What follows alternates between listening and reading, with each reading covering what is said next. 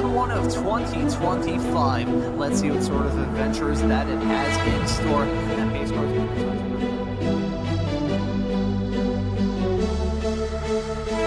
way through the corner, that wasn't the crest doing him dirty. There right off the beginning. It's something you probably want to monopolize on right away, honestly, in a rain race.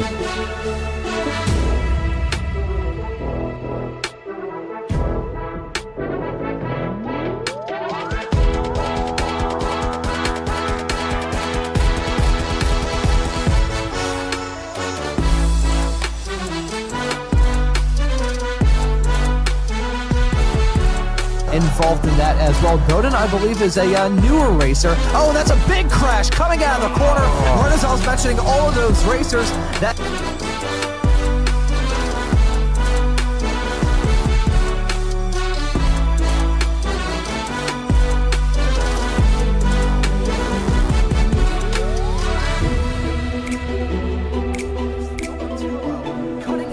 the field. We saw him have that off-track moment not terribly long ago, and he has come back from a...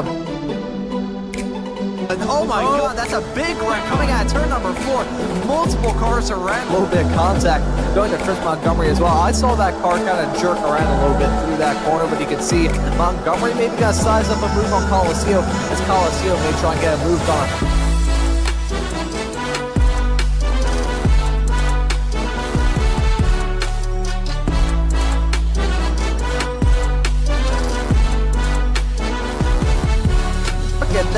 That is 5-6 cars covered by just about nothing on this racetrack. Nearly 4 wide through the corner. Look at Colacio going in way deep into turn 5. He's going to lose out on that spot on Chris Montgomery and maybe Colacio. Too long contact being...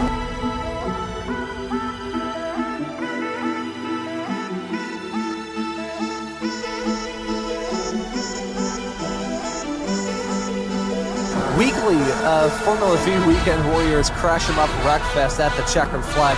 May God have mercy on both Josh and I's graphics cards because the event does.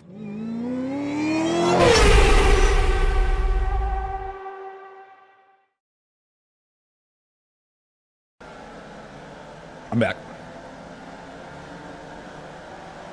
Oops.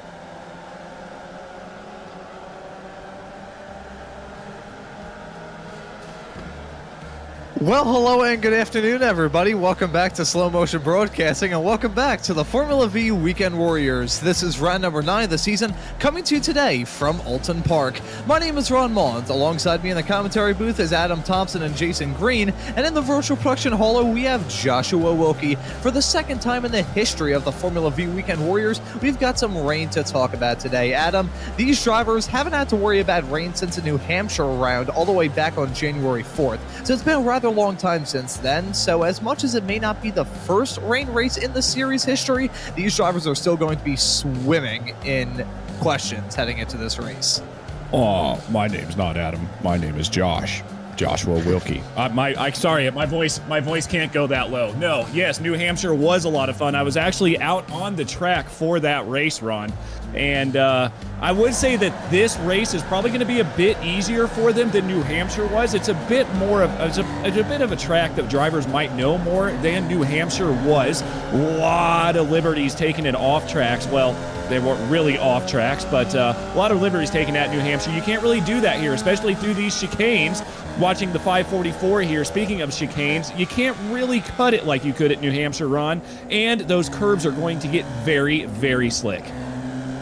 Yeah, that's a very good point to raise. The painted curbs around this track, which are going to be oh so vital for these drivers to extract hundredths and even thousandths of a second off of their lap times. It's going to be a slip and slide for these drivers for sure, and you bring up a very good point talking about the track limits and the problems that these drivers are going to face about that compared to New Hampshire earlier on in this season. I remember being in the Formula V Weekend Warriors draft party the Friday night before that race. I remember driving around there, I was like, man, what are the race control people on iRacing even looking at in terms of the track limits? It's like they're not even looking at the same place. You could go like 5 feet to the inside of one of the curbs around that track and still not pick up a slowdown penalty, but still, these drivers going to use all the asphalt. They'll say, hey, I paid for the track, I may as well use all of the track. But it being a rain race, it's going to be really, really tough. And I want to bring in Jason Green, who's joining us this week in the commentary booth. Jason, oh, come on, that's a little bit mean.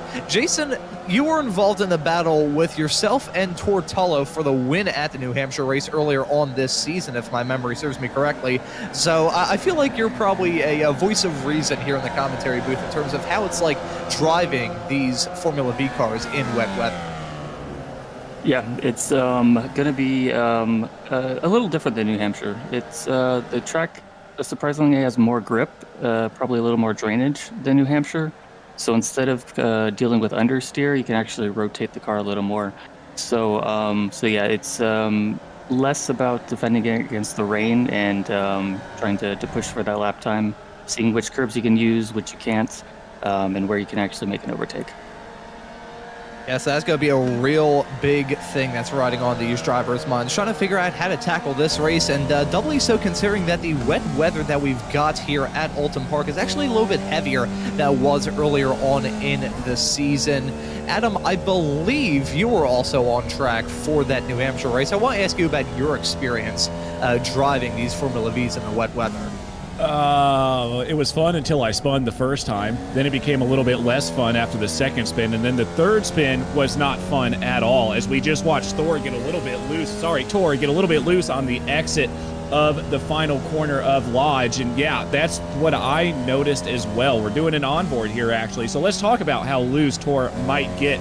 Going through Old Hall Corner now. Obviously, turn one is what it's going to be known as. Turn 2 is going to get a little bit more sketchy, especially on the start. Doing 87, he might eclipse 90, probably not. I don't even know if these things can do 100 miles an hour, but look at how loose Tor gets going through Cascades, and these are the things that I talk about. These cars in the dry are loose enough. You get them in the wet and they try to understeer, but they oversteer at the most inopportune times. Be careful on that white line going through Island Bend, now through Shell Oil. Going to be trying to keep as much on the inside as possible. Use a bit of that camber, a little bit of outside in, get a great run off of it. Now going in to the chicane of Britain's coming up right now. These are one of the chicanes that we talked about. Keep an eye on that. You're going to have to catch a lot of curve. Get as close to that bumper on the inside or that tire barrier on the right side of the second part of that chicane. Get a great exit off. Now 100 to the 200 to the 100. You normally want to brake at the 50 board here. Looks like Tor broke just a little bit sooner than that because it's so wet. Look at how much of that curb he's chopping off. Gets very, very close to both of those tire barriers. Going through that chicane, and now an off track for Tor, which is not what Tor wants here. But now coming up the hill, you've got two very, very quick right-handers, and it's going to be a very interesting time, especially when it comes to the wet. You actually heard Tor may have actually shifted up there, up into third. Now he's going to take it back down into fourth for the final corner of Lodge. Obviously through Druids there. Now going to come through Lodge. Going, brake. Third gear. Now around the corner, he's shifting, which is weird. You don't really notice that when it comes. Woo, gets a little loose on exit too. You don't really notice that though. In the dry, so you can already tell how much more careful these drivers are taking it around here, Jason. Yeah, for sure. This is going to be a couple of problem areas when it comes to overtakes, I think, especially going into turn 4 in Island Bend. Last night in the draft party, the car on the inside, it's almost impossible for them not to run wide. So, yeah, any 2x2 battles going into there could be really sketchy. Now, Jason, a quick question for you here. I was not in that draft party last night, but when it comes to wet line versus dry line here, obviously all of these cars handle differently depending on the type of car that you're on when it's wet. Do you want to stay on that dry line, or do you want to keep it out in the wet line where the rubber is not? Yeah, with the amount of rain on the track right now, the dry line is still optimal. Okay, that's fair. Well, that's I was going to argue with you there, but I've got nothing to argue with you about. So, Ron, about these Formula Vs, we're about to hop into qualifying here in the next 40 seconds or so.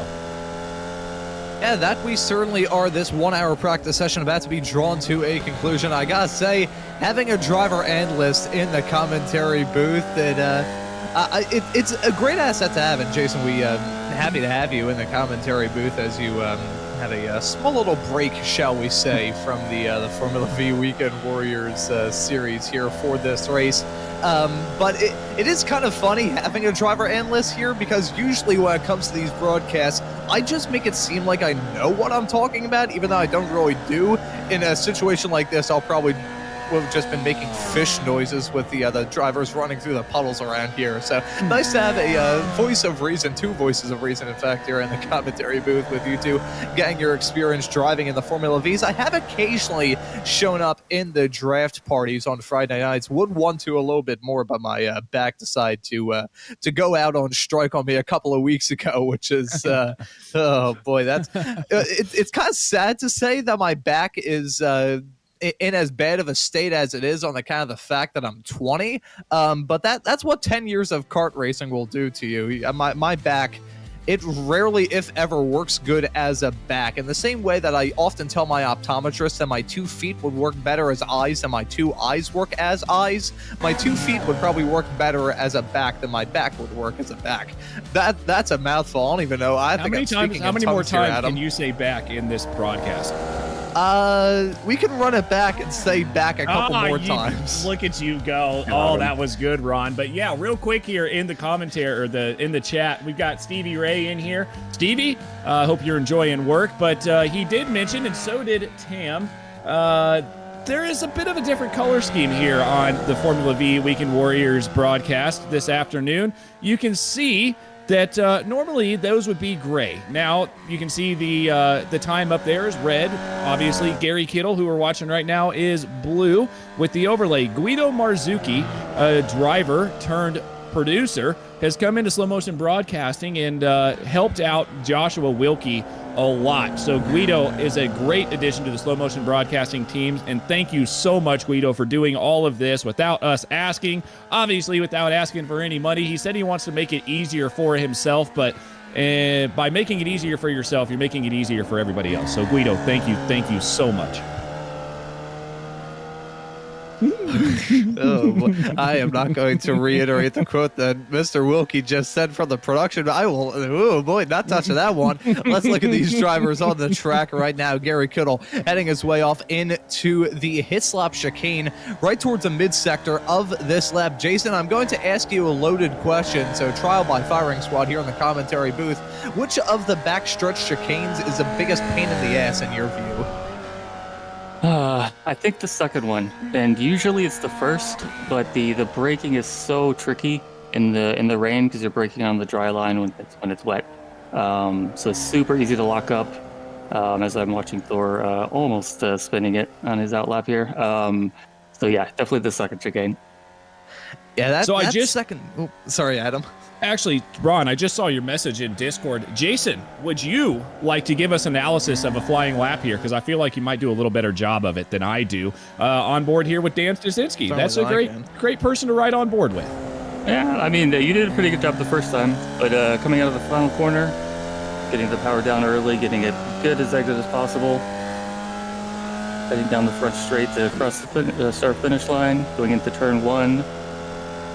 Need to brake slightly, slow down slightly more than you do in the dry. Barely miss that inside curb, and you can run it wide onto the outside curb, which he doesn't do. But it's surprisingly stable in the wet. Going into turns 2 and 3 now. Again, kind of want to use the rain to slide the car and rotate the car a little bit. Get as good as exit as possible. The super long straight, and this is going into Island Bend here. It could be very tricky to overtake, even though it's so tempting because you get such a big draft run going into that corner.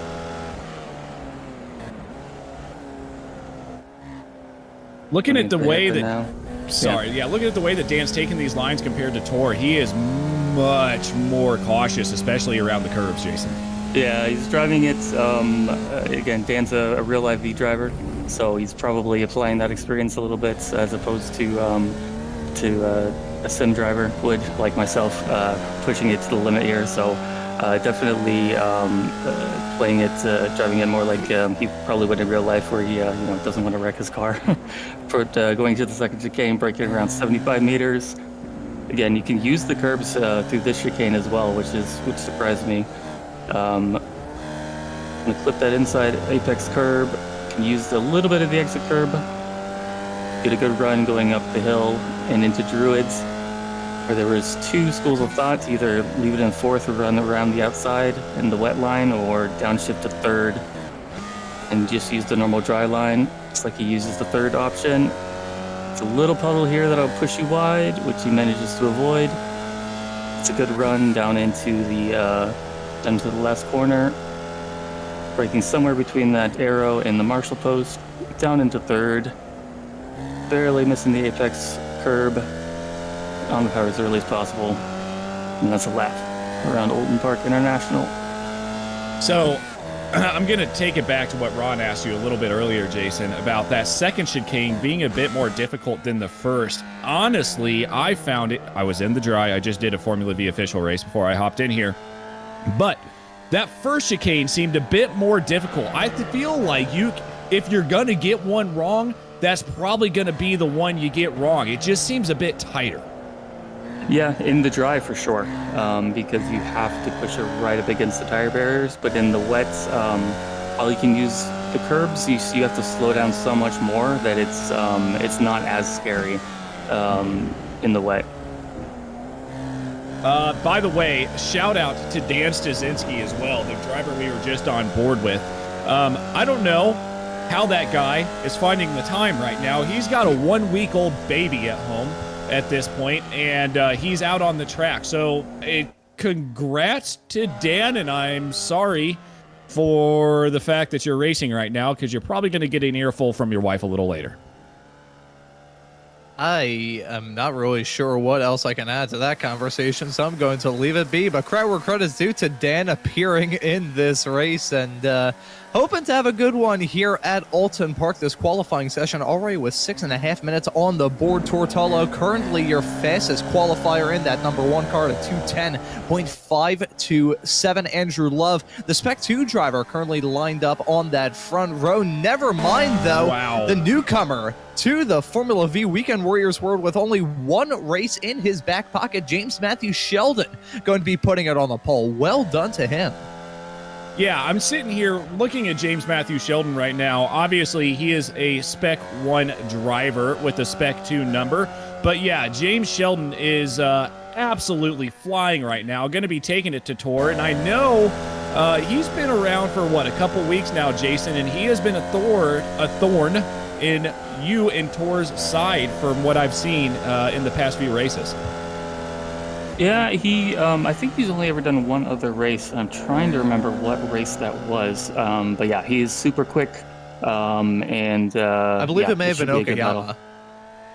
I'm thinking now. I believe it may have been Okayama that James Matthew Sheldon made his debut in the series, and I believe, if my memory serves me correctly as well, he was dealing with some pretty bad computer issues during that, so that took him out of contention then. But he's a pretty fast driver, despite the fact he's got a Spec 2 number, Jason. He's got a Spec 1 I rating at 4,000, so he is very fast. But as it stands currently, Chris Doden, 1,000th of a second in front of him. Our graphics are marking that as a tie, but look at that, Jason. Holy cow. Chris Dowden, Spec 2. That is brilliant.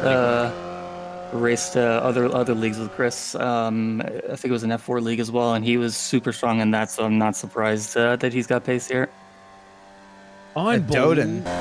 Unbelievable. Is it Doden or Dowden? Oh, here we go. Never mind. I'm not going to get in an argument on the stream about how to pronounce names, because that will never end well for all three of us Americans, Ron. But let's talk about Dowden or Doden in P1 right now. Obviously, lap times are starting to come down, which is impressive. Does tire heat have anything to do with that, do you think? Ooh, that is a very good question that you're asking right now. I think I may need to deflect this one off to Jason, but I will make a quick point about Doden. He already has a victory thus far this season, that coming at Donington Park a few weeks ago in the Spec 2 category. So Chris Doden certainly proving himself to be fast in this series, but I'm going to have to deflect that tire heat related question off to you, Jason, I feel. Yeah, so actually I found as the tires heat up more in the rain, the car actually gets slower because it loses a little bit of the rotation and understeers a lot more. So depending on setup, of course, that could influence it, but usually in the rain, the first lap will be the fastest. Yeah, so looking at Doden here, he has put in, I believe, yeah, he is now on his second lap, about to complete a second lap. So that was his first lap that he put down. So again, very quick. So you wonder how many of these drivers are coming into the pits. They only get 4 laps as well. So I don't quite know if it would be good to, complete 1 lap, come in, burn another lap to complete a third fast lap to actually try to get, with fresh tires, to actually try to get out there and set the fastest lap. But as of right now, Chris Doden impressively on the pole with James Sheldon in second, Tortolo back there in third, and a driver we haven't talked about yet, Ron Yorgmani, sitting in fourth. Yeah, Yorgmani has been a brilliant driver thus far this season, and not just the Formula Vs, not just the Formula Fords, but the Spec Racer Fords as well. He's been brilliant thus far in the Weekend Warriors for Season 1 of 2025. In the Formula Fords, he's just about sealed the Masters Championship with a handful of races left to go, including a win as a Masters driver overall 1 week ago at Okayama. Mani has been brilliantly and at times frustratingly quick for some of his competitors, and certainly proving that same case here at Oulton. Currently qualified in P4 in that 925 Masters car, and he's not terribly far off of some of his competition either. If he can shave off 0.4 of a second off his lap time at him, he'll be golden and try and beat Doden for that pole. Cam had a very good point as well before we get to Yorgmani, who we might be able to see set a faster lap time here. Josh, if we could get some splits at the bottom, that'd be great. But yeah, Tam said we've got 2 S1 drivers in the top 5. Count them, 2. 1 Master, 2 S2 drivers in the top 5. That is crazy. That is absolutely insane, but only in the Formula V Weekend Warriors would we have something like that happen. Yorgmani, he grabbed that pole, he saw it, and he jumped at it. Yorgmani jumping up to the provisional pole to 2-minute 10.287. He has been brilliantly quick thus far this season and just put his skills on full display. Mani flexing his muscles. Yeah, Monty with a great drive there. Sorry, go ahead, Jason. Yeah, just watching Tor's last lap. Don't think he got an off track. Okay. Yeah, never mind then. I was wrong.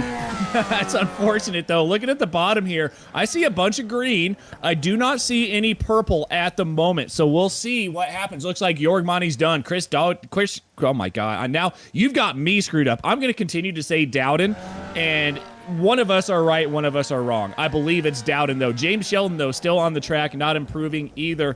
Looking through the field, Andrew Love, a driver who's already off the track, but is sitting in 5th place, doing a great job. Antonio Reese, this poor guy. If there's an anvil still on the top right hand of the screen, you want to talk about anvils. That's what Antonio Reese has found over the past month or so, Ron. Pong. That's been the case for Antonio Reese as of late. It's been so tough for him to just get out of that bad luck streak that he's found himself in. I think the only time that he's really had any good luck was in one of the Formula Ford Weekend Warriors races a couple of weeks ago, where he actually beat Yorgmani at his own game. Yorgmani in the Formula Ford Weekend Warriors, which, by the way, you can catch every single Sunday exclusively here on SMB. Look at you, Joe. He was, yeah, look at me. Oh boy, beautiful promotion there. That was about as slick as 80 grit sandpaper. But Antonio Reese was able to challenge Yorgmani and the stranglehold he's had on the Formula Ford Weekend Warriors. He's the only other Masters driver to win in that class, but here in the Formula Vs, I will. Oh, you can see that slide heading through the Hislop chicane, but I'm going to reiterate a comment that I made on the Wednesday night Ray Esports Club broadcast this past week. You can call Antonio Reese's luck thus far this season the filled-in snake pit at the zoo, Adam, because he has not had a pit to hiss it. He has not, and I know exactly what you were trying to say there, but again, things we can't say on stream. For 1,000, please, Alex. Yeah, that was a good pun, and I'm not going to be able to follow that up. Actually, where my mind went, I have no idea what you said because I heard those last 4 words, and I don't really know what to say, so I'm going to throw it back to you, Ron. Alrighty, thank you very much. Antonio Reese currently qualified in 9th as it stands at the moment, saying a 2-minute 10.964. But even with these challenging wet conditions that these drivers have faced in this qualifying session, it's been pretty close at the moment, Jason. I mean, looking through the lap times that these drivers have set, pretty vacuum sealed together, wouldn't you say? For sure. Yeah, you would expect the rain to kind of stretch people out or make the gaps a little larger, but yeah. Less than a tenth covers the top 4, and we have to go down to 15th to get over a second. So yeah, it's still really, really close, and it's going to get even closer during the race with the draft. Yeah, the draft is going to be huge. Yes, that is a question I wanted to ask you, Jason, especially in the rain. I know how big the draft is in the dry, but in the rain, it's going to be even bigger. But we can talk about that here after we get through the grid, because we do have quite a few drivers on the grid here. Looking at 34 drivers today, Ron.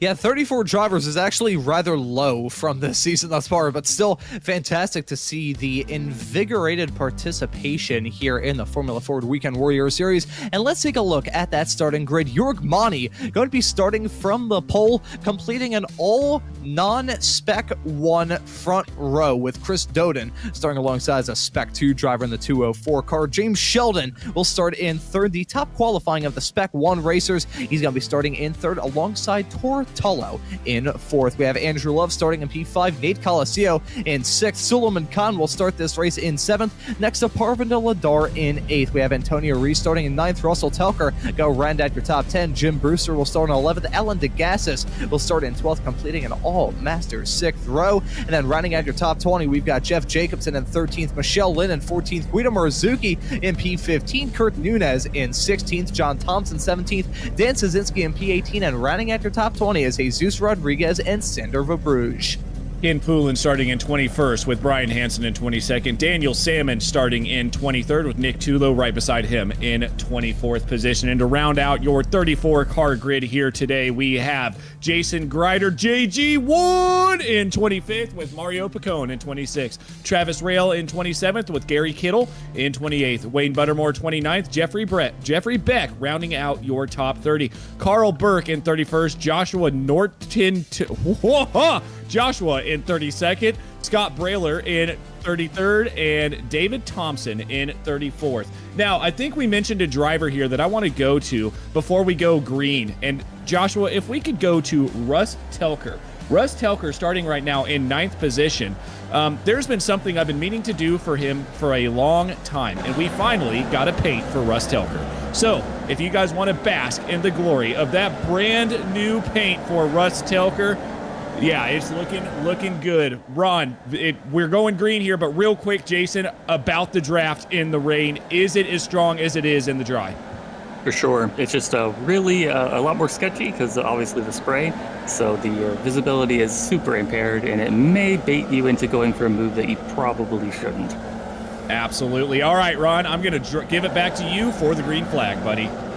Alrighty, let's get things up and rolling from the 9th race of this season. This track played host to the season opener 1 season ago, but we got some rain in the air. The green flag is out and the drivers are on their way. Pretty good start from Jörg Mani, gonna try and grab that lead comfortably. Heading off into turn number 1, look at James Matthew Sheldon trying to challenge them already side by side with himself and Doden.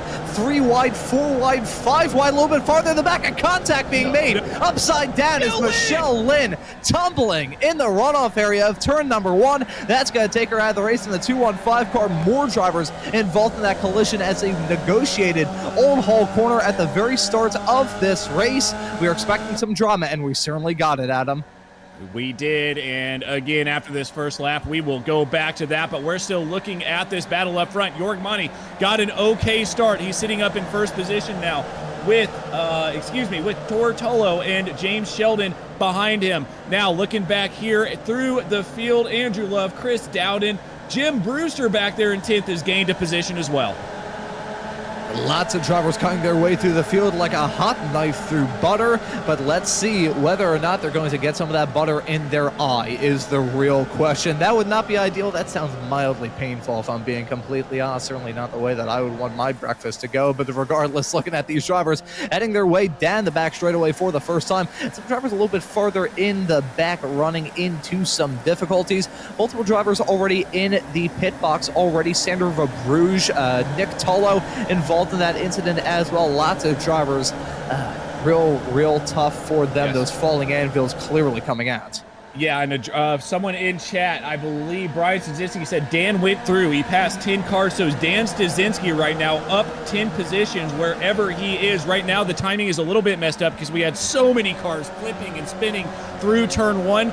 Once this timing gets itself worked out, we will get everybody back in order and get the timing tower up for you guys. Yorgmani, though, still in first place with Tortolo behind him, James Matthew Selden in third, and Nate Coliseo rounding out your top four. Andrew Love still in 5th position at the moment. Now, I'll pass things off to Jason Green as we complete the first lap of this race. Jason, lots of drivers cutting their way through the field like a hot knife through butter. Others towards the front, deciding to stake their claim on this race very early on. Who's stuck out to you the most thus far in the best way? Oh, in the best way? Well, I was going through that incident, seeing what happened to Michelle, and yeah, she got super unlucky again. Guido Marzucchi, though, had an incredible run through there to get through, navigate his way through the traffic. So well done from him.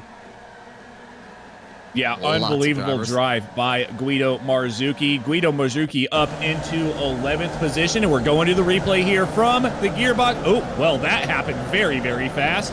We might be able to get another one there because that was a very, very quick incident. That was before the start fit. No, it was right after. Excuse me. Yeah, turn one.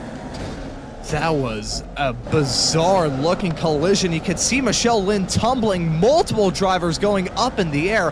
Holy cow, that, I can't even count the amount of race cars involved in that collision. Oh, no. Oh, Jeff Jake, we nearly had another flay.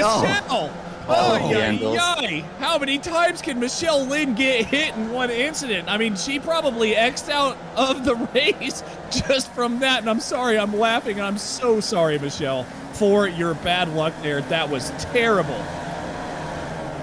I mean, Jason Green, I feel like you can speak to this a bit better than I can, but sometimes in some of these collisions, these Formula V cars look like they're made out of rubber.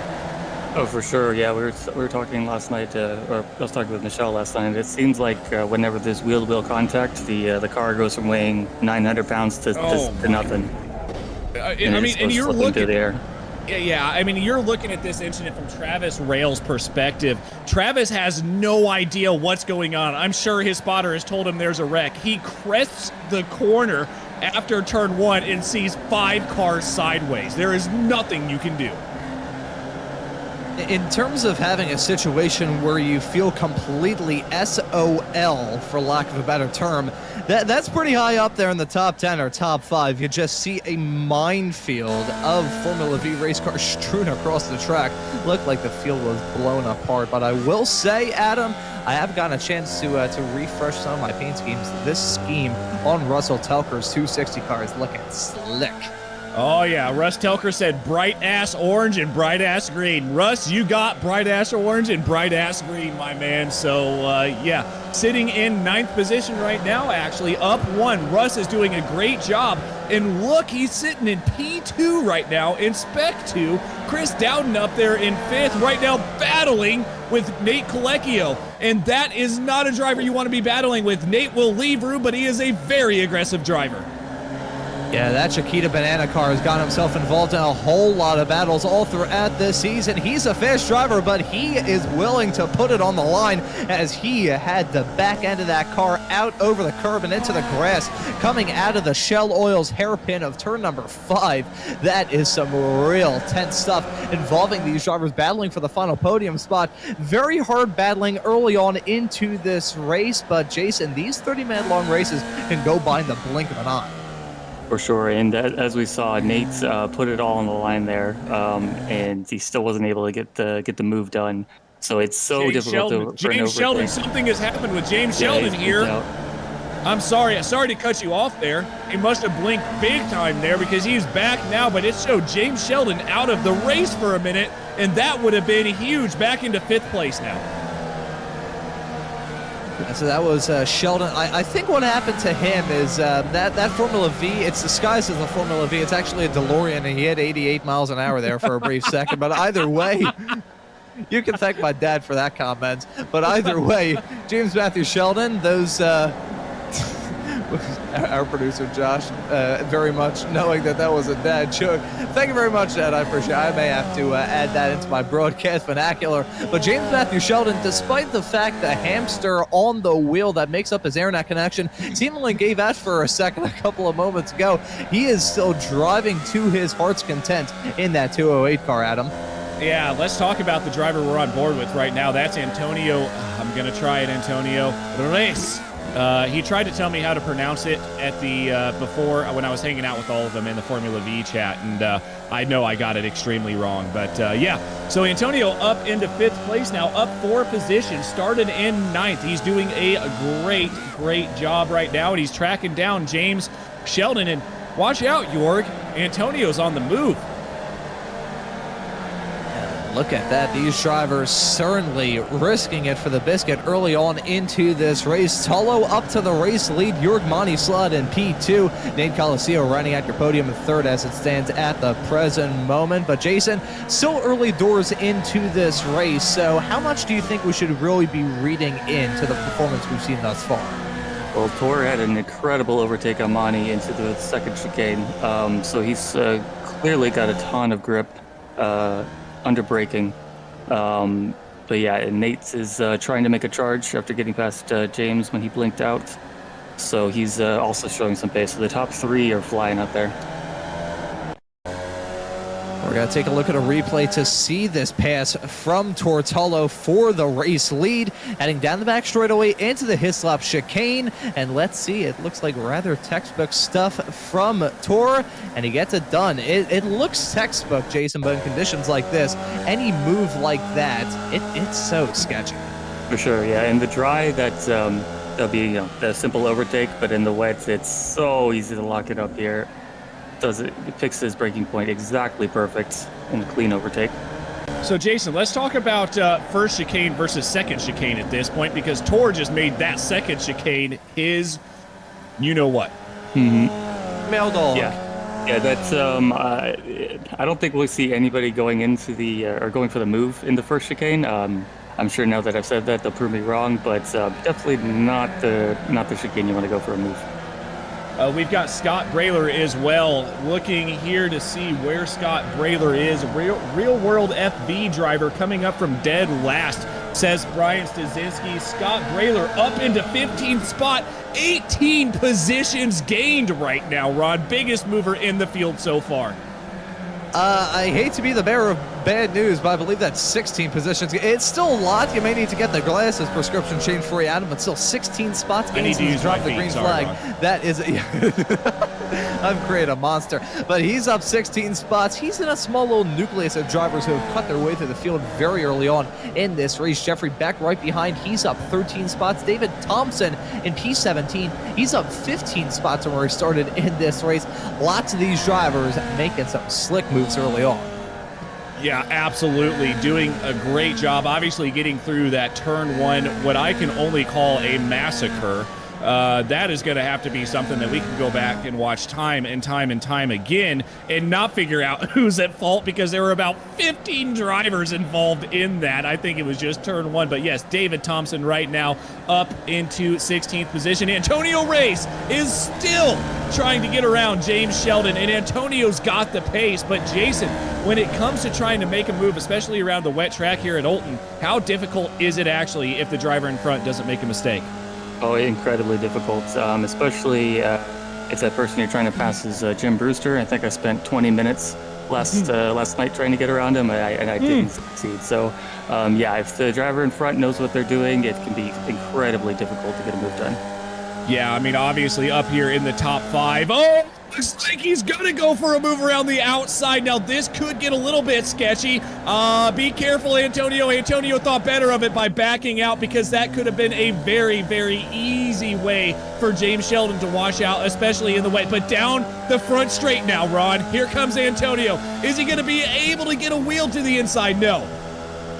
Yeah, it looks like Antonio going to back out of it, hang down that start-finish straight away off into turn number 1. James Matthew Sheldon in that 208 car. That is the widest Formula V car that you can find this side of the equator. He has put on a defensive masterclass thus far. And Jason, around a track like this, which is really narrow and really old school in the way it's designed, putting on a real defensive drive can make or break your race. 100%, especially in the rain where your options are limited and where you place the car. It just gives that much more of an advantage to the defending car. Not a very easy. Oh, this could go really very, very wrong for Russ Telker. Jim Brewster backs out of it. Russ, with the biggest cojones on this side of the equator, is able to get the move done. Let's go, Russ. That was a dive in the 260 car. He made it stick, though, heading through Island Bend of turn number 4. That is a sketchy corner if ever you see one in conditions like this in a Formula V car, which has handling about as unpredictable as trying to wrestle a chimpanzee in a phone box. So it is sketchy heading through turn number 4 in these race cars in conditions like this. So Where do you come up with these, Ron? Where? That is... Oh, no, I'm an organ donor. Maybe someone will study it one day. I mean, I don't even know what to say right now. Obviously, Russ Telker around Jim Brewster.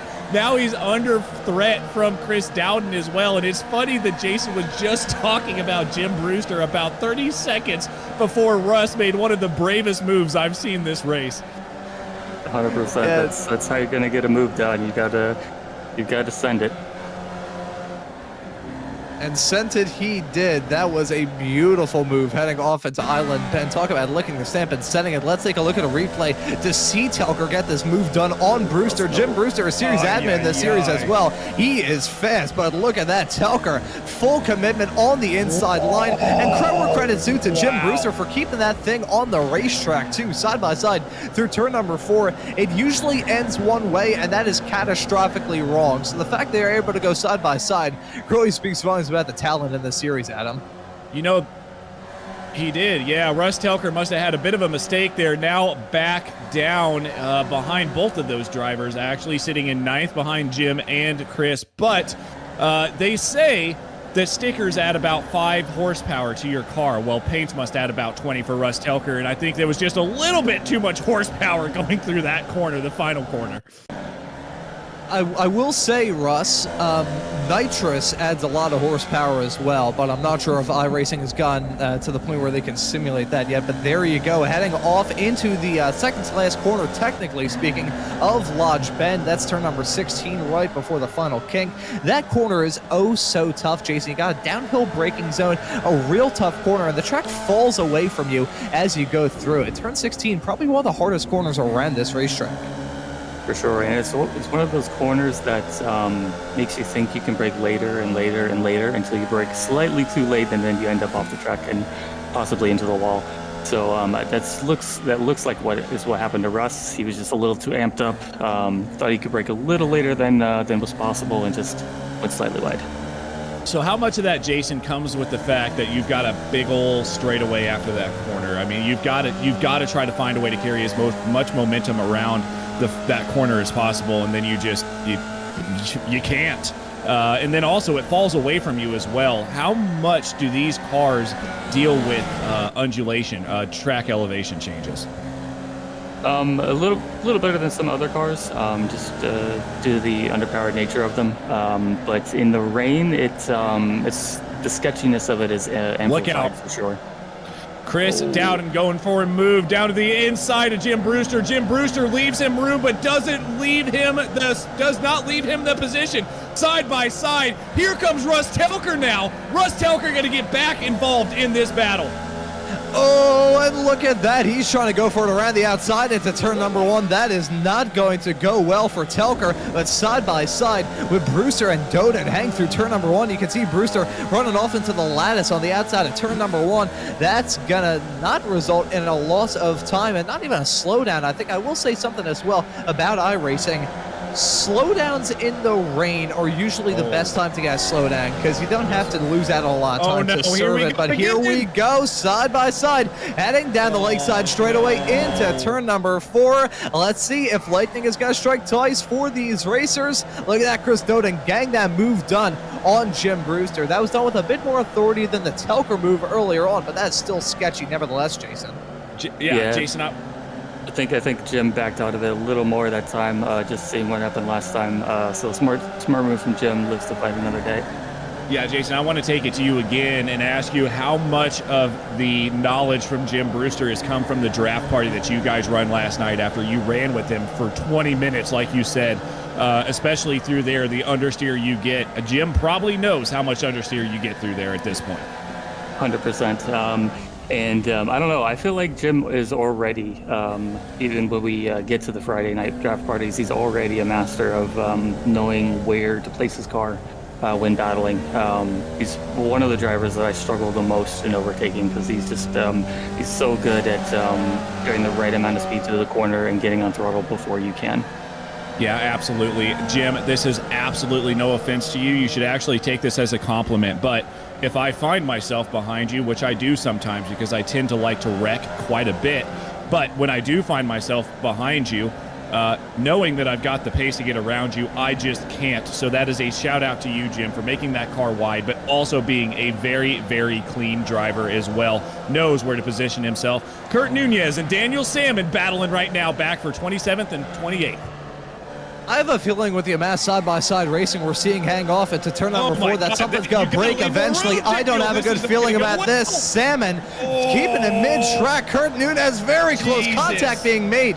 Coming out of turn number 4. It didn't result in them going off the track, but it sure could have done. Salmon taking the real aggressive defensive line, hang off down that back straightaway into turn number 4. Very lucky that those two drivers got away with it rather scot-free, but Kurt Nunez in that 918 car, he is going to be sizing up a move on Salmon while Salmon tries to get past Tullo. Yeah, let's keep an eye on this battle for half a second because I don't think this is going to end well at all. I know Daniel Salmon, and I know how aggressive he is, so he is not going to be taking any liberties on track. Well, he will take a lot of liberties on track limits. Daniel Salmon does get by Nick Tullo. Now it looks like Nunez was trying to get around Nick Tullo as well, but Nunez thought better of it and hung out behind Nick Tullo. But now Daniel Salmon is in the front of this trade. Watch where Daniel places his car. He sits right in the middle of the track, going on these corner entries when somebody gets close, which is a great spot to position your car for defense until it's wet. Yeah, it's kind of that double-edged sword, and you see packs like this form in these Formula V Weekend Warriors races, race after race, week after week. Jason, you've been involved in packs like this all throughout this season, so I want to ask you, is contact being made between Kurt Nunez and Mario Pacone? That's heading into turn number 16. That's going to take Pacone out of it. Kurt Nunez maybe with a little bit of damage. Actually, that was not Pacone. That, I think, not entirely sure who that was. Maybe Chris Montgomery. Yep. But either way, yeah, he was already involved in an incident earlier on, I believe. So I think he was about a lap down that, or there's some sort of chicanery going on with our graphics. Either way, though, Montgomery having a pretty sizable whack to the back of Nunez's car. But getting back to the point I was going to mention a couple of moments ago, Jason, you found yourself involved in these pack battles in Formula V races in the past. So I want to ask you about what the philosophy is when you find yourself in a battle like that. Yeah, and so yeah, that was Ken Poulin. He's got the same exact livery as Chris Montgomery. I make the mistake all the time as well. But yeah, it's you don't want to be in the middle of those packs. Is usually how you want to treat it. Oh, Russ. That's Russ and Guido. Russ and Guido. Mercy. Oh my God, I'm so sorry, but this is so awesome to see these battles. Russ is leaving it all out there, and Russ Telker, Jason, not one to really make aggressive moves like he's making right now. Watch this move on Guido Marzuki. Holy cow, that was some close quarter stuff heading off into turn number 1 a couple of moments ago. Adam, oh man, I'm pretty sure your microphone nearly got sent off into the 5th dimension with how loud you're shouting into there. Yeah, I mean, I can't necessarily blame you, but just don't break out the Vaseline while we're on the air. Looking at that, that was a slick move from Telker.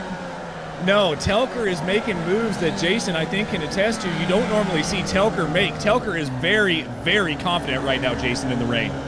For sure, yeah. He was really, really quick last night. He started second in the draft party right behind me. So he's, look who's in front of him. Look who's out of gas. Is that? Wait a minute. Left down. No. Okay, that was not Dowden. Okay, I'm sorry. There was another purple car there, but yes, Dowden. Sorry, Jason. I'm gonna let you talk. But now, Dowden is only one position ahead of Russ Telker. Russ Telker, if he can gain 5 seconds in 10 minutes, 9 minutes now, he can get there. He can get the S2 win. But yes, sorry, back to Russ Telker and how confident he was last night. Yeah, so he knows he has the pace. He just needs to keep doing what he's doing, because that was an amazing overtake from him. And going back to Ron's question earlier, usually you want to be either in the very front of a pack or the very rear of the pack. Those are the two safest places to be. Guido. Oh, here comes Guido again.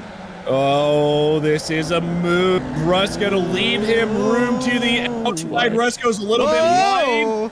That's okay. Everything's okay. Side by side now, but look out, because here comes Jesus, a driver we haven't talked about yet. Jesus Rodriguez involved in this battle as well, going to the outside now into turn 1, Ron. Jesus Rodriguez has got some gasoline in his veins off the back of a win at Lebanon 1 week ago, and he's trying to make hay while the sun is shining. Got a move done around the outside, heading off through turn number 1. I did not make that joke. You went there, Adam. I did not. Side-by-side racing with Telker and Marzuki heading down the hill into turn number 3. Looks like Telker going to get that move done. They also got some lap traffic to contend with as well. That, I believe, is Wayne Buttermore. That's going to affect this battle a little bit, heading down that back straightaway off into Island Bend of turn number 4. This is sketchy. These drivers looking to deal with that lap traffic as best as they possibly can around this tight, twisty, close quarters racetrack. Haven't had to worry about the lap traffic too much, but in the final 7 minutes of this race, it's still going to affect some battles, Adam.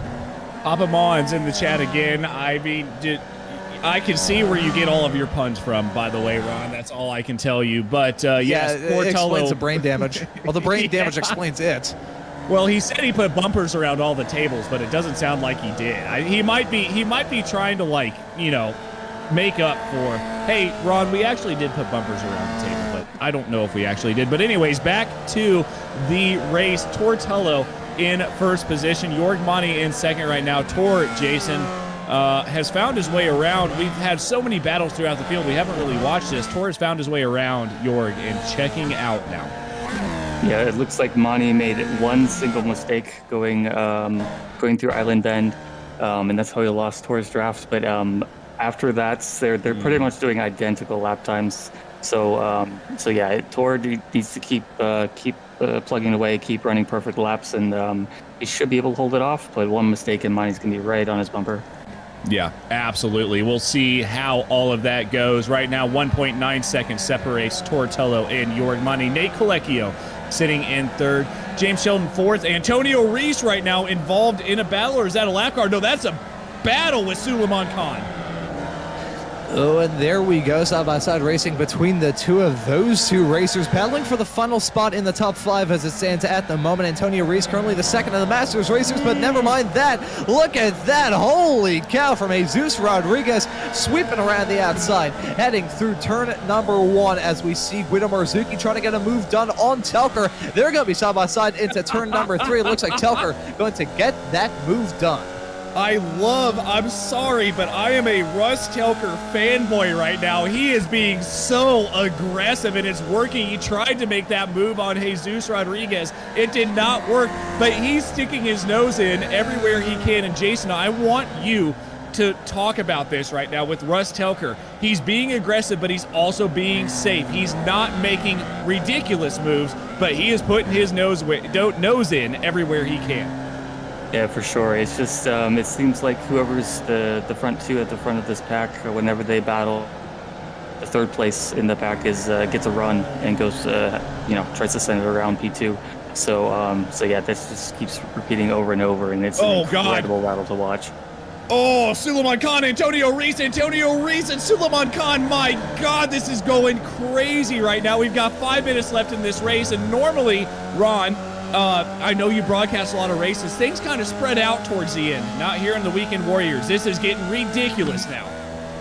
Yeah, it's kind of like that reverse psychology thing. Come time for the end of this race here in the Weekend Warriors, could be the Formula V's that we got right now, could be the Formula Fords and the Spec Racer Fords tomorrow. It's always the same case. Come time for the checkered flag, this field always seems to be locked back together like they have a bunch of magnets attached to their bumpers. So we're seeing that get put on full display right now. Antonio Reese and Suleiman Khan have not been able to break away from each other, and Chris Doden involved in that battle as well. So it's a 3-car fight for the final spot in the overall top 5, involving 3 different cars and 3 different drivers in 3 different classes. Looking at Andrew Love, he's got a battle on his hands right now between himself and Brian Hansen. Those two Spec 2 racers battling for 14th as it stands at the present moment, with them negotiating some lap traffic as well. And in terms of pace as well, these drivers are still not backing out of it. Chris Doden just set the fast lap of the race last time by, and also just got the move done on Antonio Reese.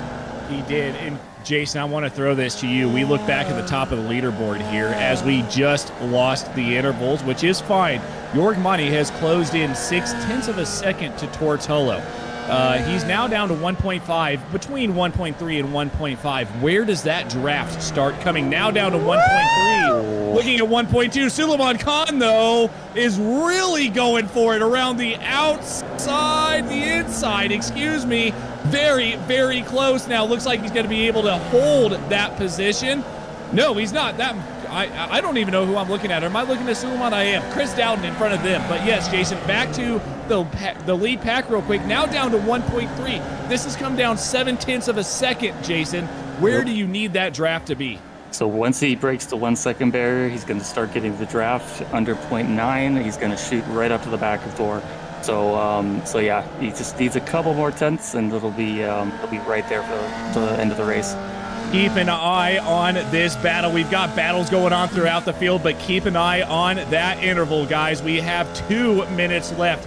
Now it just depends on when Tor gets across the line, and you wonder if Tor, Jason, might be lifting just a little bit to make sure he doesn't have to do an extra lap. He knows Jorg is faster. Yeah, that's a dangerous game to play, though, and I don't think Tor would risk getting money into the draft. So it's definitely not worth it to try to lift and go a lap shorter.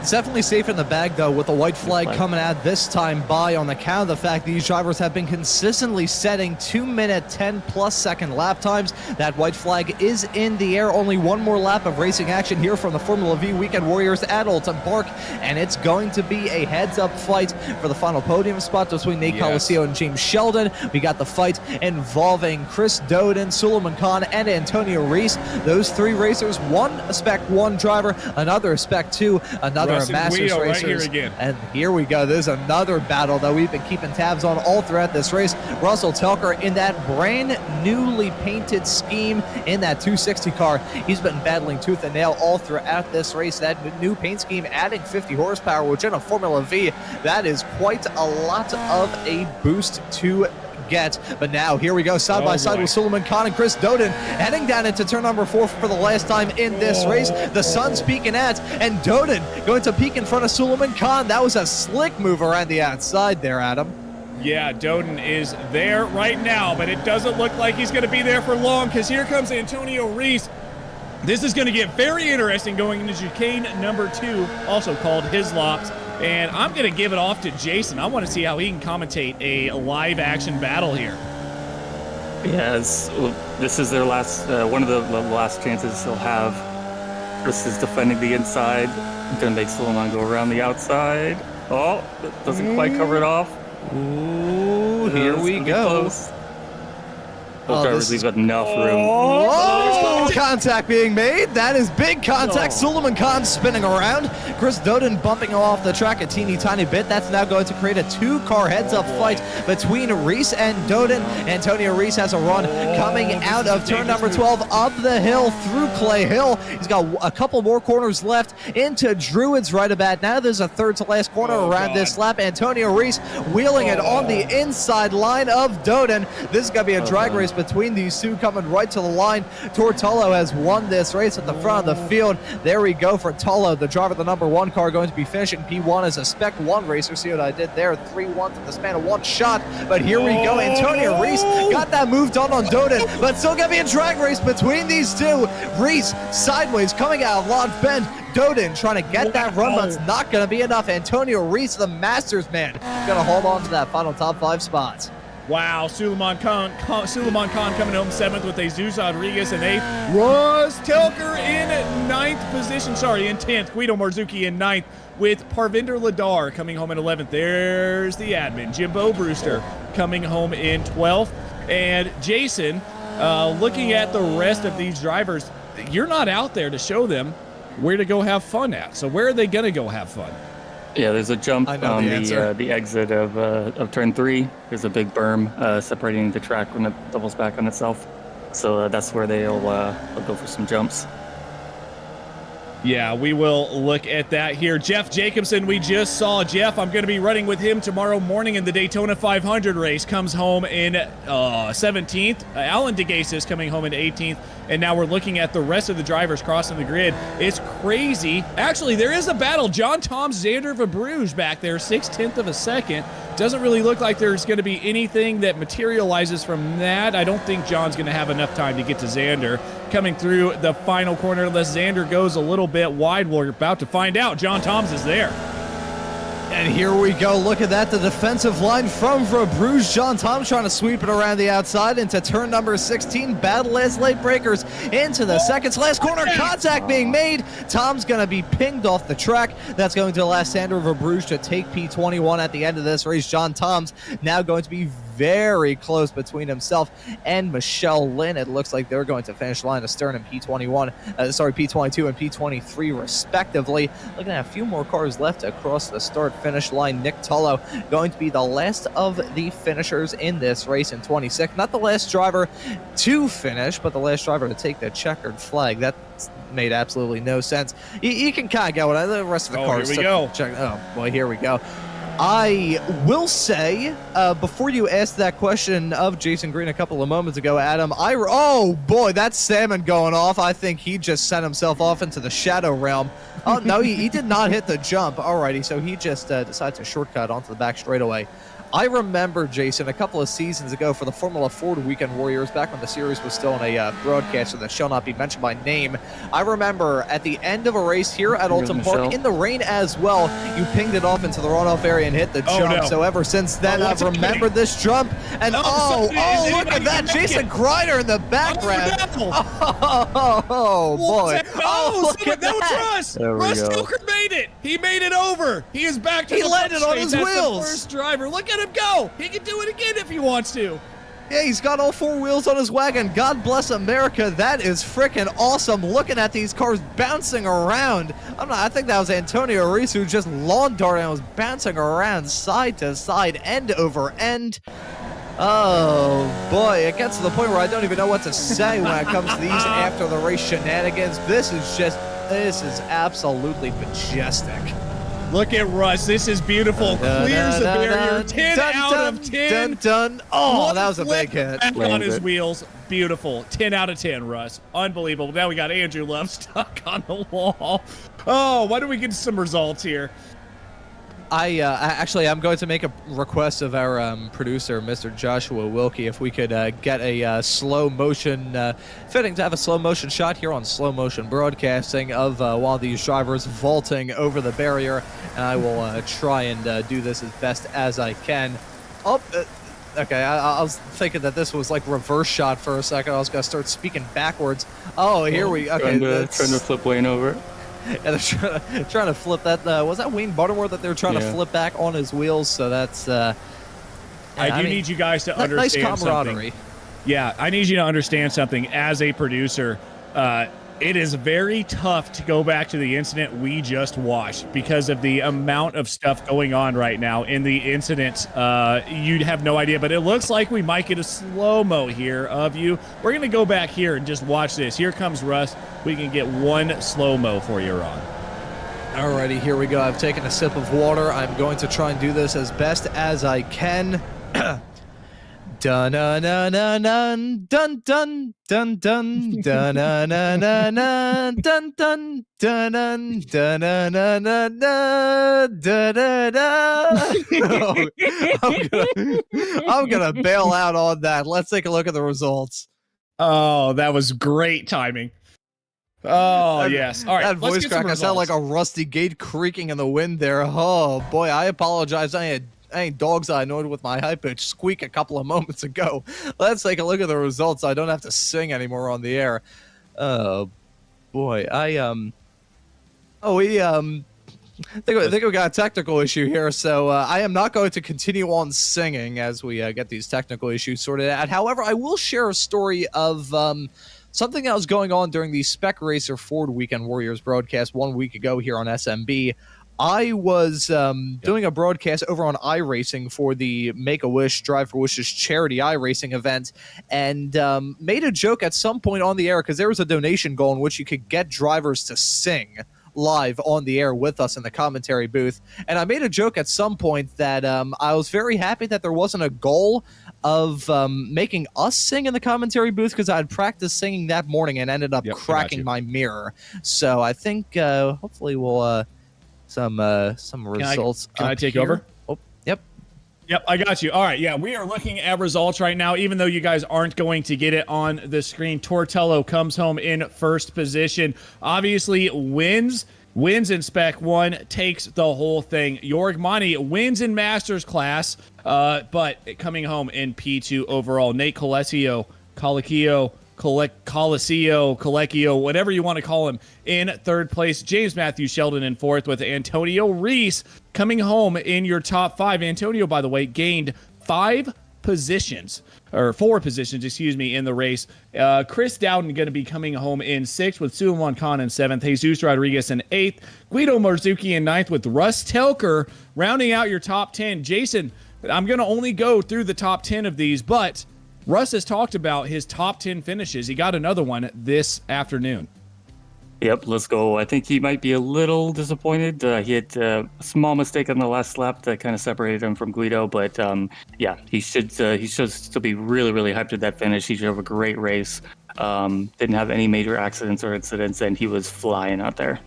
He really, really was. But we do have some drivers to talk to. And Jason, I'm trying not to be an asshole here, but there is a driver that I want you to talk to for the first time ever in the broadcast booth. This is Tortello, winner of the race. Hello. Let's go, Tor. Welcome to the interview booth. Yeah, it was a great drive out there. Great little battle with Mani. How did you find the conditions? Well, it was I didn't really seem to be able to extract the pace that I had in practice in the race, and it was really confusing. But Jorg was just right on me for a really, really good portion of it, and it was such a shame that he had that little oopsie moment in the bank corner, because it would have been a great race right until the end. But yeah, it was great fun just trying to keep the gap level and just trying to get it to the end. We looked at when you overtook him into the second chicane, and on paper it looks like a textbook overtake. But in the rain, it's so easy to get that braking wrong. How on edge was that from in the car? It was more Jorg being nice than my skill. Yeah, he just I just was talking to him. He didn't want to have any incident with me since I'm in the fight for the championship, and Yeah, it was just him being nice, not and not any skill from me. Okay, then that's it looked maybe I was just struggling on the brakes there, but yeah, it looked like it required a lot more skill than that to keep it on the track. But yeah, how were the I noticed at practice you were having you're kind of testing the limits of the curbs and the white lines and everything. How did that factor into how you tried to maintain the gap over Monty?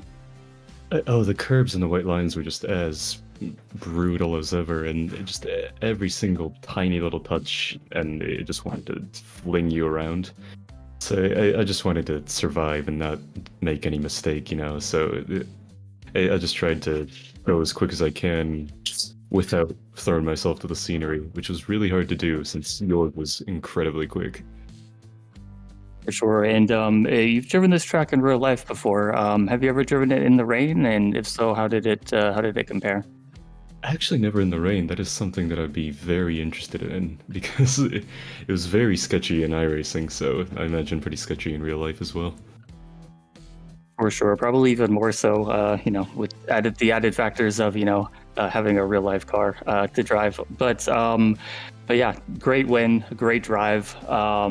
Look forward to racing you with you next week. Before we let you go, anybody you want to thank?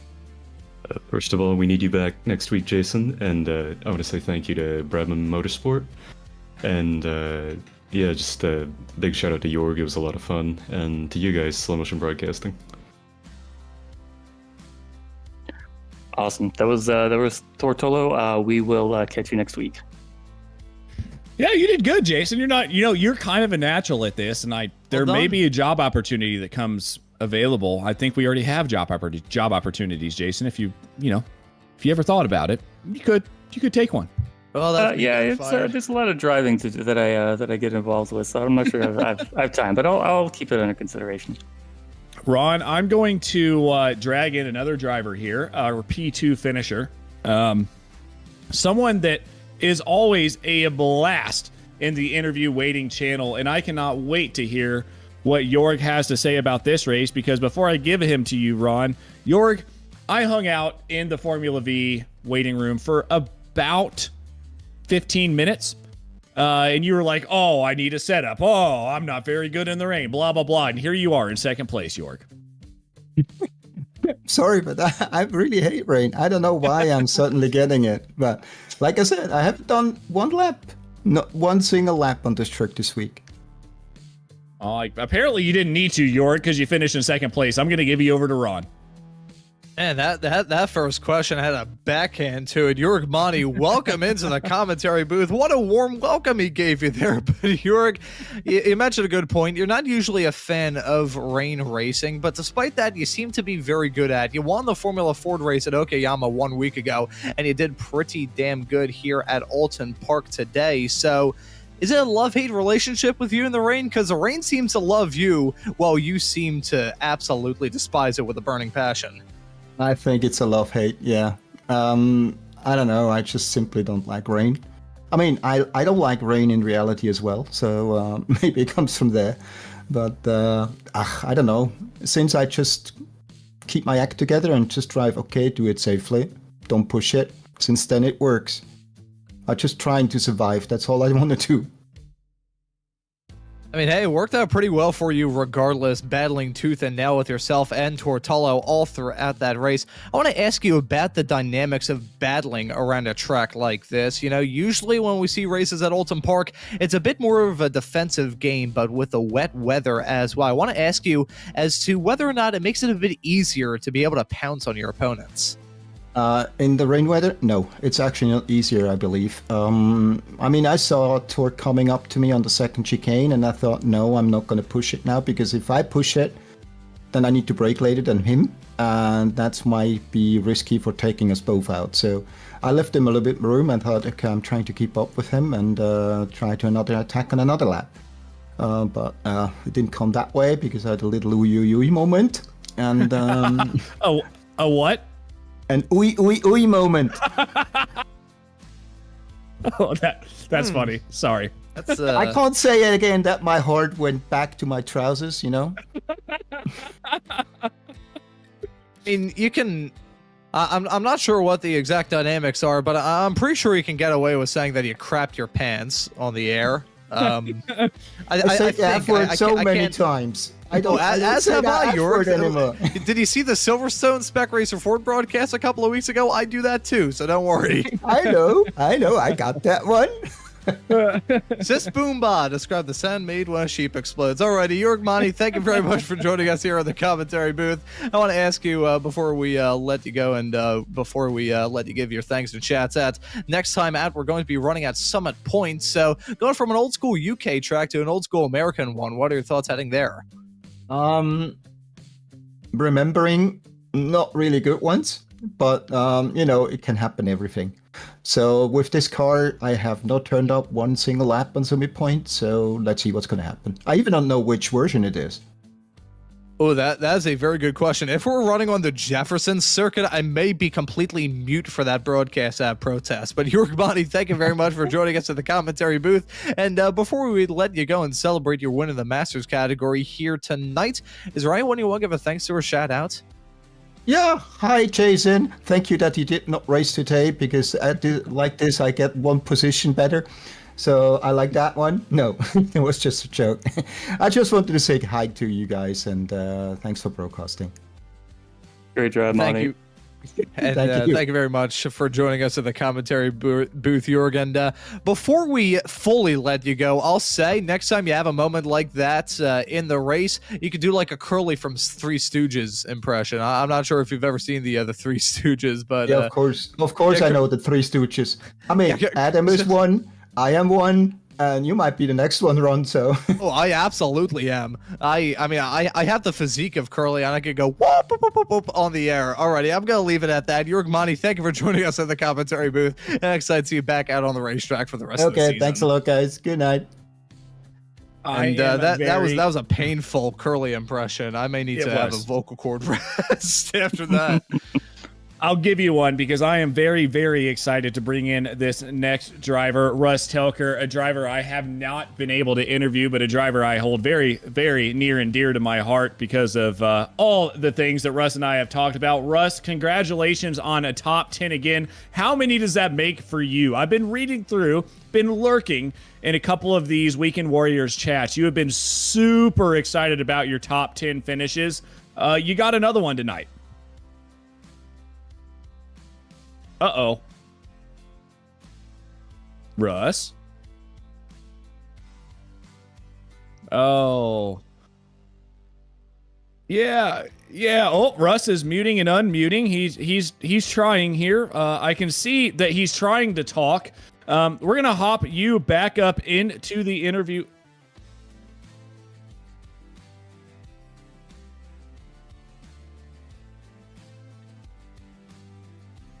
Yep. We can hang out for just a second. Russ is closing Discord and stuff, but driver that I really wanted to talk to for quite a while now, we haven't had the chance to. Jason, I mean, I know I saw your little emoji reaction. This is a driver that we really do want to talk to and need to talk to because this guy has been very, very consistent this season. 100%, yeah, and he's had a lot of unlucky races, a lot of anvils. But this season, it's starting to kind of seems like it's clicking for him. He's finding the pace, and the past couple races, or even most of the races this season, he's found a way to avoid the anvils as well. Yeah, absolutely. I will be right back. Let's make sure that we can get Russ in here. We're going to go a little bit long in these interview sessions, and I will cover the cost, I promise. But I will be right back to make sure we have Russ. And I will filibuster here for a quick moment as Adam jumps up into the interview waiting area. Jason, you've been in the interview waiting area as a driver. Pretty right, good snack options there. All right, here we go. All right, we may have Russ Telker back. Can you hear us now? Can we hear you? I can hear you. Hey, we got Russ. There we go. All right, so Russ, I don't know if you heard my first question. I'm sure you did, so I'm going to reiterate. Top 10s multiple times this season. You've got to be excited about that. I am. I think this is my fifth top 10 this season. Would have been 6, but Jason spun me on the last lap. Green car bad. Yeah, Sebring. But Youch. yeah, it's been going really well this season. I'm really happy with how I'm driving. So, I mentioned during the broadcast, Russ, I know you're a car guy. I had a bunch of stickers on the back of my on my back window of my El Camino. They say stickers add 5 horsepower, right? Absolutely. I think a new paint must have added about 50, because you were driving in a way that I have never seen you drive before, being very aggressive but safe at the same time. Kind of talk us through a couple of those moves, especially through Island Bend, man. Like, you made a move on Jim Brewster that we just wooed over for about 5 minutes. Right. I couldn't have gone for that pass there. That's a really dumb spot to try and pass. But I did it anyway, and somehow I made it stick. Well, you did. You made it stick, Russ, and you made it up into the top 10. Obviously, we saw a bunch of your battles. We covered you for quite a few of the races tonight, or for quite a few of your battles tonight. But anyways, before I let you go, Russ, is there anybody you want to thank or shout out? Oh, just this whole community. Everybody here has been so awesome for the year I've been doing it. I've learned a ton from everybody, all the guys in the Discord chat, every race. And since you're in here, I'll thank you for the new livery. It looks good. Well, I think, honestly, Russ, I'm not tooting my own horn or anything. I think it looks better than good. But hey, we can apples and oranges, right? Hey, at least I'm not a green car anymore, so you can't get me for green car bad. Exactly. Only green car bad is going to turn into Jason Green one of these days, but Joshua Wilkie's got a green one too, but both green cars bad at this point. But anyways, Russ, thank you so much, and thank you so much for the battles this afternoon, and hope you enjoy the rest of your day. And yeah, man, give us another top 10 next weekend. I'm going to try. All right. Sounds good. Thank you, Russ. Thank you. That was Russ Telker there. Obviously, P2 in Spec 2, but we do have the winner of Spec 2 here in Ron. I'm going to give you to Mr. James Sheldon, a driver that we've got, or we've talked about quite a while. Very, very quick, and now he's finally in the interview waiting booth. Hey. I will say, James, welcome into the commentary booth. Not the winner in the Spec 2 category, I believe, with the I rating of a Spec 1 driver. But yep. Still, James, it was a really good performance from you here at Oulton, walking away with a P4 result. So talk us through this rain race here at Oulton. Thank you. Yeah. Well, it was a difficult race. In qualifying, I was really surprised because my time was quite slow. I thought everyone would be like low 209s like in practice, but I was surprised when my time was actually that fast. I think it was like 1,000th behind Chris Dowden. I was really happy to get a good qualifying there, because if you're in the middle, then you're probably going to get wrecked. So, and then in the race in turn 1, I know they ran into the person in front of me. I don't remember who it was. Luckily, I didn't hit him out of the race though. And then, I don't know if you saw it, but at one point, I actually, my game froze and I like went a couple seconds backwards. Oh, we saw. You did, huh? Yeah. I thought I went further back. I thought it was in 7th. At that point in time, James, I remember specifically saying that you hit 88 miles an hour and went back to the future. So thankfully, you rejoined the race after that. Forward in the future. Forward in the future, back in the future, I don't really know which would be the best way to describe it, but still was able to rejoin the race and hit the ground running after that. This is the first time you've been able to compete in a full race here from this Formula Ford Weekend Warriors season. I gotta say, mightily impressive debut. Thanks. Also, I've never really done a wet race before. I did a lot of practice in the past few days because I wasn't familiar with the wet in iRacing, so I'm just glad that I had the pace at the end of the day. That's all I really care about. Well, you certainly did have the pace to compete here at Oulton Park, but we're going to be swapping out this old school UK track for an old school American one in the form of Summit Point in 1 week's time. So what are your thoughts coming into that race? I don't think I'll be as good as at Summit Point. I feel like I a track I'd be good at, if I'm being honest. I like lots of corners, not a lot of straights. Summit Point is a lot of straights on it, so a lot of room for slipstreaming, and I don't know. I'm not very good at racecraft, so I try to avoid that. Who knows, you may be able to do like some reverse psychology thing and you're going to be mightily quick at Summit Point in 1 week's time. But James Matthew Sheldon, thank you so much for joining us here in the commentary booth. And before we let you go and celebrate this mightily impressive debut here in this series, is there anyone you want to give a thanks to or shout out? Yeah, thank all of you lot for doing the broadcast, because nobody can do that on their own, so thank you. And thanks to I don't know who else to thank. Alrighty, fair enough. For not blowing up. Oh, there you go, man. I always gotta thank the PC. I think at one point I said the hamster that was running on the wheel inside your PC decided to take a quick little break when you blinked in out of existence. May need to give that hamster a bit more water, up the living conditions for him inside your PC.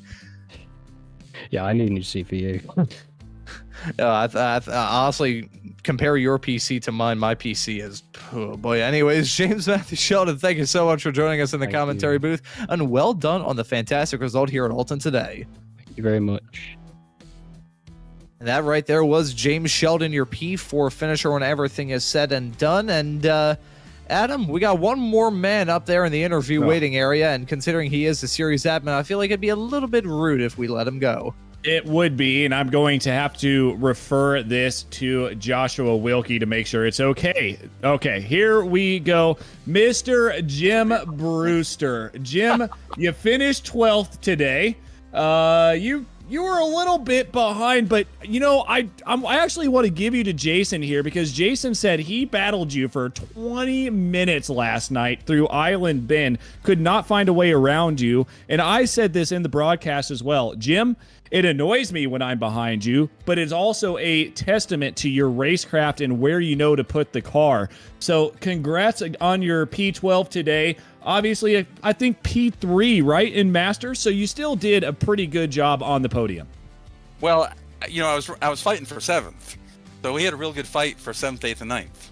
Oh, I know. Until Russell had I'm sorry, Jim. And that happens sometimes. But we had a really good fight back and forth. And that's where I actually, Andrew and I are on Discord, and I actually said to him, I said, Andrew, I think I defend pretty well. And it's just that, if somebody gets up beside, but you get a good exit, because I'm not very good at entering corners, but I try to be always good at exiting corners. So, sometimes you can get back past, but anyway, we had a lot of fun up there, and it's too bad the party ended early. But, hey, all things considered, this is moderate rain, not light rain. As you see, I think it was a pretty racy track, especially once the tires got heated up. I think last night everybody had fun. I hope today everybody had fun. I think everybody had. Yeah, everybody had fun, at least up here in the broadcast booth, to say the least. But, Jim, I want to take you back, I think maybe 2 seasons now. My first race ever with the Formula Vees was around Oulton Park. Let's not talk about the end where I ran out of gas, but let's talk about that same exact corner, and let's talk about me doing this same exact thing that Russ did to you. That is now 2 times in a row that you've been hit from behind coming out of that chicane. Well, okay. You got to be tired of that chicane at this point. Well, but there's a big thing. Some people, I call them the screamers, go down to second gear in a couple of places. Mm-hmm. This thing has a lot of torque. You can carry third through most places. So that's part of, at least that, I don't know if you use second there, but Russell today was using second. And so that's part of it contributes to the issue, but we were just running really close. It was no big deal at all. And he did something that he and I just discussed it in the booth. He did a quick apology. That is the most wonderful thing in the world, because as racers, we all know, at least I hope we all know, you cannot go faster if you're mad. And even if you're mad inside your brain, you have to go push that out the door if you want to get back to the next few corners and hitting your apexes like you want. Mm-hmm. And by him doing that quick, I'm sorry, it just diffuses, I think both of us, it diffuses me, I'm guessing it probably diffuses him, and we can all get back to racing. And the folks that wait till after a race to me, I don't know if everybody appreciates the value of that quick bang, I'm sorry. Yeah, I mean, I know I do. I mean, I've been on the receiving end and the giving end of both of those types of incidents, or that incident that we watched today. And I'm telling you what, I mean, it gets into Russ's head as well, you know, with an incident like that. At least it gets into mine. Then you feel bad about it. And even if you are sorry, then you're racing. You're not taking the lines that you normally take. The whole thing is that nobody, you know, it's the red mist. Who's the British Formula One guy that got famous for red mist? Number 5. He was famous for the red mist. And you know, other than John McEnroe, Nigel Mansell. and Russ pointed out, he thinks Michael Jordan also. There are very few people that actually perform better when they're angry. That's true. Yeah, it could have been. I mean, there are quite a few red mist drivers, but nonetheless, Jim, you came home P12 today. Obviously, third, back on the podium again in Masters. We have a track that I just thought about. Help me out here, Ron. Where are we going next week? We're going somewhere. Right? Yeah, we're going to Summit. Thank you. You ready for that one? Well, I would have to say Summit is about as racy of a joint for Formula Vees as you get, right? Yes. I mean, other than maybe Lime Rock, but, you know, Summit, we all know it like the back of our hands. So us locals who live here have no advantage because everybody in all of iRacing knows Summit inside out since it was one of the very first tracks. So we lose our home track advantage. But yeah, it'll be fun. It's always fun there. Jim, I have a feeling I already know who you're going to shout out, but I'm going to ask you anyway. Does anybody you want to thank or shout out before I let you go? Yes, Tam, who there it is, has been helping me with sympathy.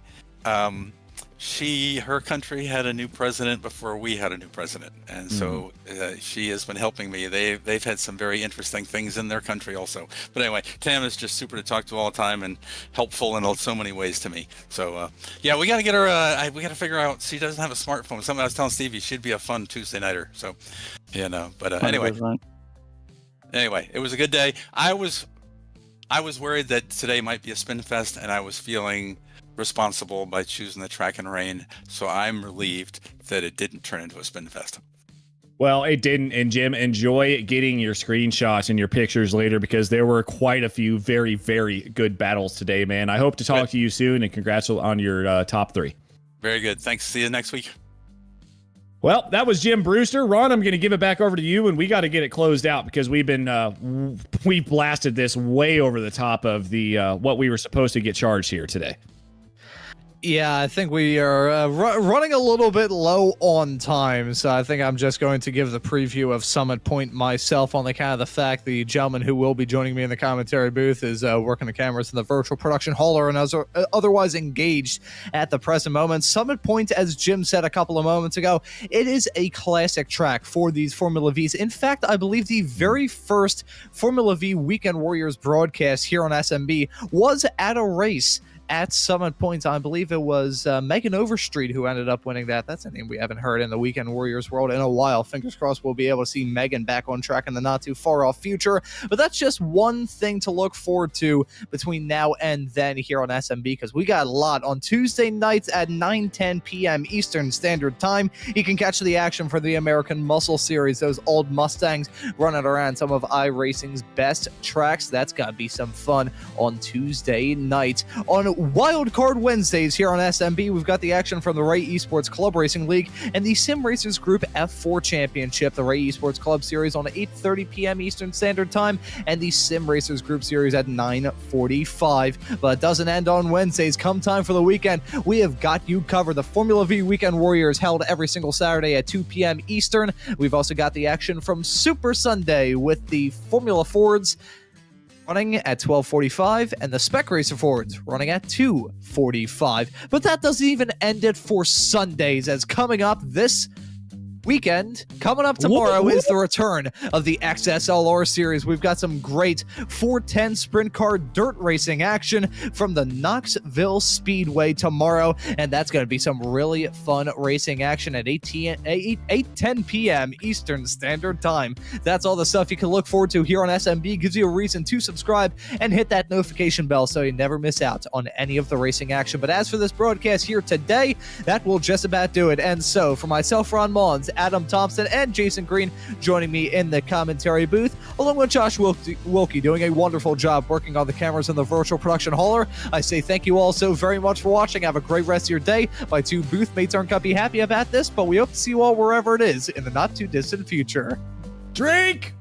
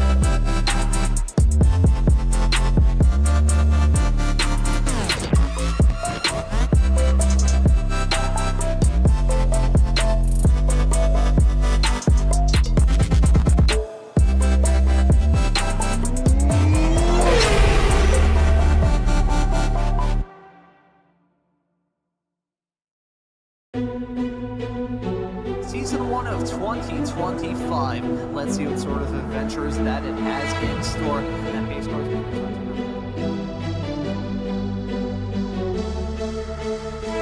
way through the corner. That wasn't the crest doing him dirty. There right off the beginning is something you probably want to monopolize on right away, honestly, in a rain race.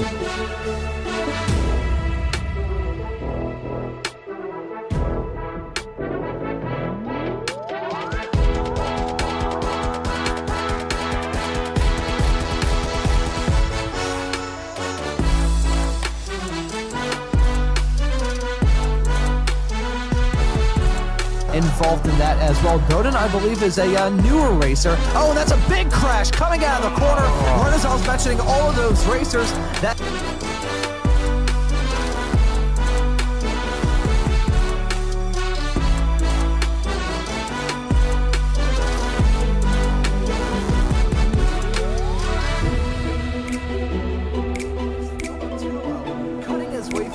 We saw him have that off-track moment not terribly long ago, and he has come back from a... And oh my god, that's a big wreck coming out of turn number 4. Multiple cars around. A little bit of contact going to Chris Montgomery as well. I saw that car kind of jerk around a little bit through that corner, but you can see Montgomery maybe got to size up a move on Colacio, as Colacio may try and get a move on him.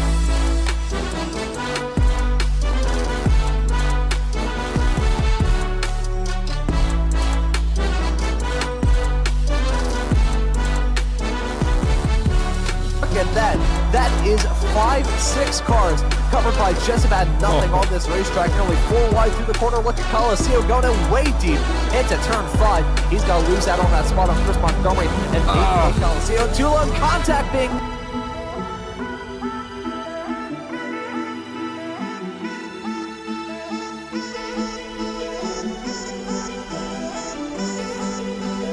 Weekly Formula V Weekend Warriors crash him up Wreckfest at the checkered flag. May God have mercy on both Josh and I's graphics cards because the event does.